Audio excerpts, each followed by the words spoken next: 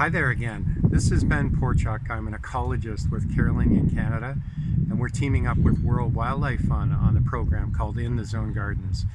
This is almost like episode 2, but not quite, because you know how when you meet somebody and you think you know them, and then you learn out something more and you realize there was a lot more to them? Well, I showed you my front yard in the first half episode. This time, I'm going to walk you through the backyard. I have a backyard. I have a wetland, a little bit of prairie where there's some sunlight coming in, and I've got a whole host of other plants that like different conditions. So here's another really brief video showing you the native plant garden. And while this is targeted for Southern Ontario and the Carolinian zone, this can be applied all across Canada. So it's inthezonegardens.ca. Check out the website, register your garden, and follow along as we're going to be looking at different elements of the native plant garden within the city. So here we go.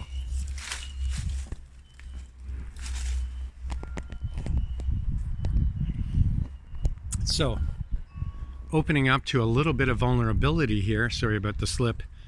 This is my backyard. Yes, I'm really fortunate to be living in a city and to have such a big backyard, but comes with it a lot of responsibility to maintain open spaces for kids to play. If you're really into it, some places to entertain. And of course, it's early spring. It's a cool spring day. And so it's cold. And I haven't had a chance yet to do a lot of maintenance. But what I really wanted to show you here are some of the elements that you can do to still have some open space, but take out some sections and highlight certain native plants. So in more detail a little later on, I'll show you what the ground layer vegetation consists of. So these are the soft plants that grow on the ground, and here you can see some young mayapple. We have a few other things almost emerging, and I'll get to the names of these a little later on. This will be a beautiful yellow flower. And then we have like a sub-canopy or a shrub layer that you can see is coming out into bloom. And a lot of these native plants will attract specific native insects. We'll talk about that as well. They like certain conditions. And then we move up to the canopy, and I'll talk about canopy trees as well.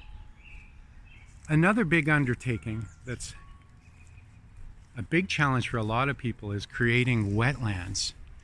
Here, I've gone a little overboard. I've created a multi-stage wetland, which you could see.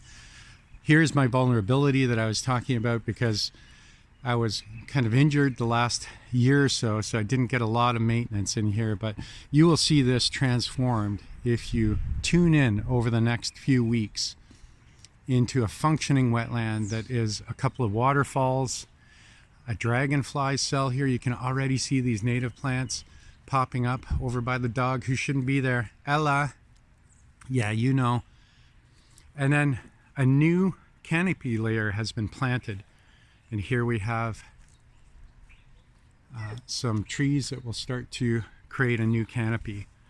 And over in the back, finally, where there's a little play area for children, we have a number of native plants, some of which you already saw in the front yard, but I haven't talked about any of the specifics are growing.